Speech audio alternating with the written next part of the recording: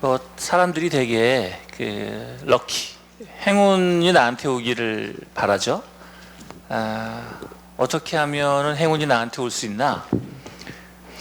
그래서 쥐한테 신념이 있나 없나? 이런 주제가 연구로 하나 진행이 됐어요. 비이커에다가 이렇게 생쥐들을 집어넣어놔요. 비이커에 생쥐들을 집어넣어놓고 얼마나 빨리 죽나를 실험을 한 거예요. 그 쥐들은 되게 슬픈 거지. 그냥 들어가면 무조건 죽는 거야. 무조건 죽는 건데 얼마나 오래 버티나를 테스트한 거예요. 그래서 물의 온도를 이렇게 조절을 합니다. 0도에서부터 한 4, 50도까지 물의 온도를 조절해서 생쥐들이 떠오르면 누르고 떠오르면 누르고 해서 얼마나 빨리 죽나를 테스트한 거예요. 그래서 그 물의 온도나 상황에 따라서 얼마나 많이 잘 버틸 수 있나 이거를 측정한 겁니다. 그런데 아주 재밌는 사실이 발견되어진 거예요. 그게 뭐냐면요, 대부분의 쥐는 이 앞에 제가 빨간 줄 쳐놨죠? 빨간 줄 쳐놓은 것처럼 15분 만에 사망을 합니다. 근데 희한하게도 어떤 쥐는 60시간을 살아있는 거예요. 이게 기가 막힌 결론이라는 거예요. 그래서 이 커틀리히터는 무엇이 이 차이를 만드는지 알아보기로 했어요. 그리고 이 연구지에 이런 말을 썼습니다. 어떤 쥐는 삶을 포기하는 듯 보였고 어떤 쥐는 어떻게든 살아보기 위해서 결심을 하는 듯 보였다. 이렇게 써놨어요. 그러니까 쥐가 마치 결심을 하는 것처럼 보였다라는 거죠. 그래서 이 커틀리히터가 생각한 거는 가설을 이렇게 세웠습니다. 사전에 위기가 닥치는 경험을 해서 그 위기 닥친 상황을 극복하는 경험을 한 쥐들은 똑같은 위기가 왔을 때 훨씬 생존력이 높지 않을까를 가정한 거예요. 그럴듯하죠. 그냥 갑자기 딱 밑도 없이 턱턱 사건이 벌어지는 게 아니라 위기에 빠졌다가 극복하는 경험, 그러니까 바꿔 말하면은 나에게 역경이 왔을 때 극복해서 성공해내는 경험을 여러 번 하면은 나중에 성공 확률이 높아지지 않을까? 이거를 테스트해 보기로 했습니다. 결과는 어떻게 됐을까요? 제가 이렇게 빨간색으로 평균 차이를 보여드리고 화살표 표시해드렸죠. 위기 탈출을 경험한 쥐들의 생존 시간은 기존 대비 월등히 높아졌는데, 앞의 실험에서는 소수의 쥐들이 한 서너 마리의 쥐들이 60시간을 생존했잖아요. 이 테스트를 사전에 경험하고 나니까 위기 탈출 경험한 쥐들은 평균 60시간 생존한다는 거예요. 그냥 있는 게 아니라 위기 탈출의 경험을 몸으로 취득하잖아요. 그러면 그 다음번에 생존할 확률이 평균 60시간. 60시간 산다는 건 아주 쉬운 과제가 아니죠. 쉬운 목표가 아니지만 내가 성공하는 경험을 미리 해본 사람들은 문제를 극복할 수 있는 확률이 그전에는 아주 예외적인 상황이었지만 지금은 평균적인 상황으로 확대된다는 거죠. 자, 여기까지 오면은 어떤 레슨을 얻으실 수 있나요? 사전에 유사한 상황에서 위기 탈출 경험을 하면은 실제 상황에서의 생존력이 월등히 높아진다는 거예요.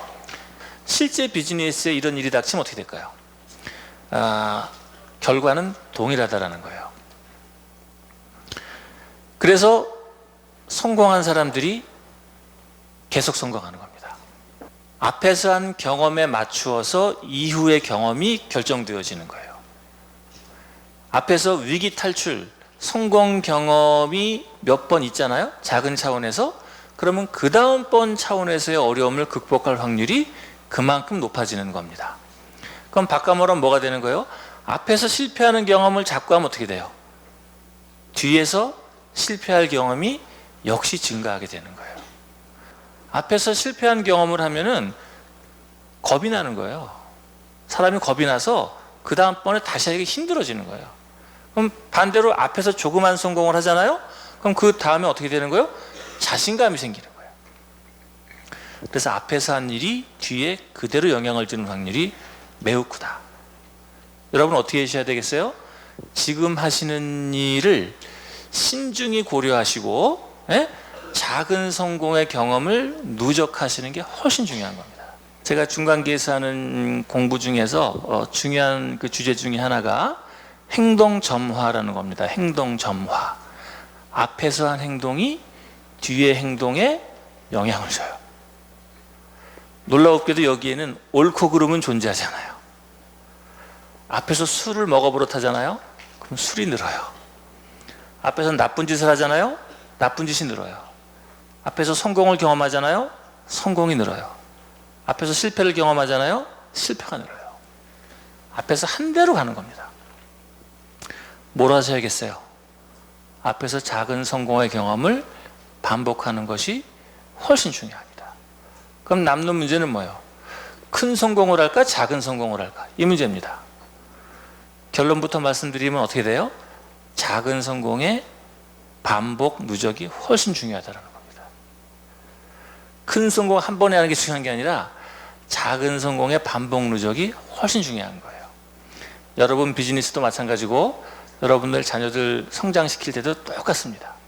앞에서 작은 성공을 많이 한 사람이 뒤에서 훨씬 더 훌륭한 사람이 돼요. 다시 말씀드리지만 이 자기 자신감을 만드는 아주 결정적인 기제는 뭐라고요? 작은 성공의 반복이에요. 전 세계에서 성공률이 가장 높은 서점이에요.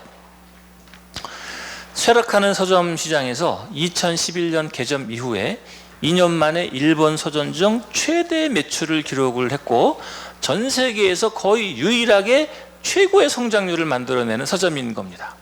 지금 우리나라 교보문고, 하남 스타필드, 영풍문고 다 여기 카피하고 있어요. 지금 서점이 싹 바뀌고 있거든요. 그 바뀌는 것의 기준점이 되는 게 바로 이 찌타야 서점이에요. 찌타야 서점 사장님 얘기 한번 잠깐 해보도록 하겠습니다. 이분이신데요. 저보다 좀 나이가 많지 싶은데 지금도 생각은 20대 못지않게 젊고 추진력도 좋으신 것 같아요.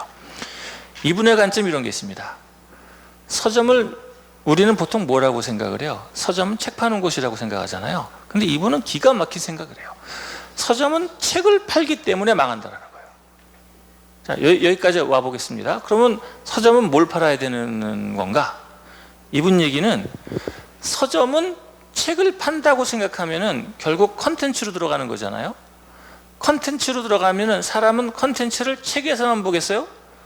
우리나라 치면 네이버도 보는 거고 다음도 보는 거고 산지사방의 컨텐츠 천지잖아요. 그러니까 컨텐츠 책을 팔려고 하면은 경쟁자가 너무나 많아진다는 거예요. 그래서 이분이 생각한 거는 뭐냐면은 서점에서는 책을 팔아야 되는 게 아니라 라이프 스타일을 팔아야 되는 거예요. 라이프 스타일을. 세상은 빠르게 변화하고 나는 늦게 변화하는데 그 둘 사이에는 격차가 존재하죠. 그 격차를 해소시켜주는 게 찌타의 다음번 판매할 상품이라는 거예요. 근데 중요한 거는 이 격차 해소라고 하는 비즈니스의 관점이 찌타에서 처음 나온 게 아니라 이분이 그 이전 비즈니스 때부터 늘상 갖고 있었던 자신의 성공 비즈니스의 노하우예요, 노하우. 그래서 이곳에서는요, 예를 들어서 프라하 여행을 판다라고 하면은요, 서점이지만 프라하에 대한 책만 파는 것이 아니라 프라하에 대한 소설, 프라하에 있는 예술, 프라하에 대한 여행 방법, 숙소, 비행기 티켓, 프라하에 관련된 여러 가지 내용으로 도배를 해버리는 거예요. 성공의 경험을 갖고 있는 사람이라면 다음번 환경 변화에도 우위점을 갖게 됩니다. 자, 여기까지의 레슨 한번 정리해 드리면은요, 여러분들의 미래가 궁금하세요? 지금 무엇을 하고 있느냐 보시면 되는 겁니다. 사람들은 항상 다음번 변화하는 것과 지금의 나의 상태 사이에 격차를 느낀다. 그 격차를 해소하고 싶어 한다.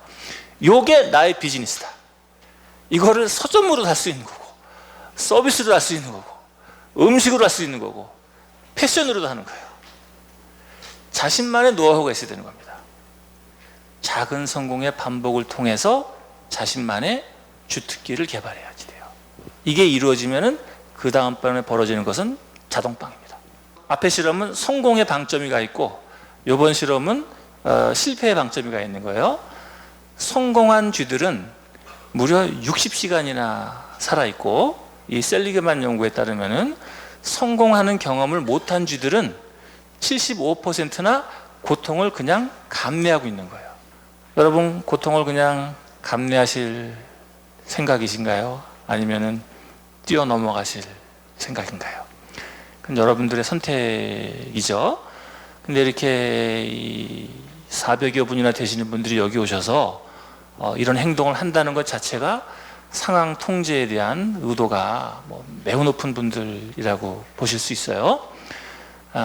뭘 하시는 게 좋으시겠어요? 여러분들의 지금의 경험을 무엇으로 하게 할 것이냐가 그 다음번에 벌어질 일을 결정하는 겁니다. 레슨 정리해 보겠습니다. 성공의 경험은 미래의 성공을 창조하고요, 실패의 경험은 미래의 실패를 창조합니다. 이거는 쥐나 개들이나 동일해요. 뭘 경험하실 건가요? 이때 중요한 거는 뭐예요? 지금 주어진 상황에 매몰되지 말라는 거예요. 뭘 할지 목표를 세우고 경험하고 연습해야 되는 건데, 이게 여러분들의 지금의 상황을 바꿔줄 세 가지의 테크닉입니다. 미국의 그 아이비리그, 좋은 대학이라고 얘기되어지는 곳이죠. 거기서 이제 학생들을 뽑을 때 최종 면접에서 보는 측정 관점이 세 가지래요. 첫째, 이 학생이 스스로 동기부여되어 있는가? 앞에 쥐실험, 개실험으로 따지면 뭐가 되는 거예요? 상황을 통제하고 스스로 미래를 변화시키려고 하는 의도가 있는가? 이거를 보는 거죠. 두 번째로는 이게 아주 중요한 얘기입니다. 학습 능력이 있는가요? 의도가 충분해도 능력이 안 되면은 소용이 없는 거죠. 우리식으로 말하면은 스스로 동기부여되어 있고 스스로 배우려고 하는 욕망이 있는가요? 계속 공부하는 게 매우 중요하다는 얘기죠. 세 번째는 뭐냐면요, 참을성이 있는가입니다. 우리나라에서도 미래 인재를 뽑을 때 많이 보는 게 1번 스스로 동기부여되어 있는가, 2번 학습 능력이 있는가. 이 두 가지는 매우 잘 봐요. 근데 이 미국의 하버드 대학에서는 참을성이 있는지를 본답니다. 저는 이 말이 아주 중요한 것 같아요. 이유는 뭐겠어요? 저나 여러분들이나 뭐를 하다 보면은 반드시 역경이 오죠. 역경이 오면은 많은 사람들이 좌절하죠. 그 좌절을 버텨낼 수 있는 참을성이 있는가를 보는 게 그렇게 중요하답니다. 여러분들은, 그리고 저는 1번 스스로 동기부여될 필요가 있고 학습 능력을 갖출 필요가 있고 그리고 참을성을 갖고 있어야 됩니다. 그러면 어떻게 되는 거예요? 반복 노력하면은 예상치도 못했던 일이 저절로 벌어지는 거예요.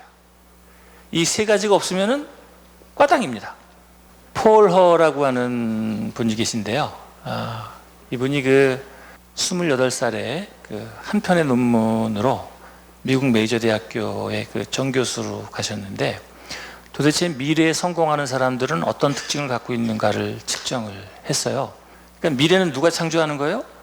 의도가 있고 학습 능력이 있는 사람이 창조하는 겁니다. 그러니까 앞에서 보셨던 연구 내용들이랑 동일한 내용이죠. 그럼 남는 문제는 있습니다. 그러면 의도는 높은데 아는 게 없는 사람, 반대로 아는 건 많은데 의도는 없는 사람, 이 사람들은 어떻게 될까? 이거 어떻게 될까요? 놀랍게도 둘 다 높은 집단을 뺀 나머지 세 집단의 성과에 차이가 없다라는 거예요. 차이가 없다는 거예요. 의도만 많은 놈도 꽝이고 아는 것만 많은 놈도 꽝이고 아무것도 모르는 놈도 꽝이에요. 크게 두 가지 레슨입니다. 동기부여되어 있으시고 학습 능력을 지속적으로 개발하셔야지 돼요. 여기 하나 더 보탠다면 어떻게 된다고요? 꾸준히 하셔야 되는 겁니다. 저한테 주어진 시간에서 지금으로부터 5초 남았습니다. 그만하겠습니다. 감사합니다. 네.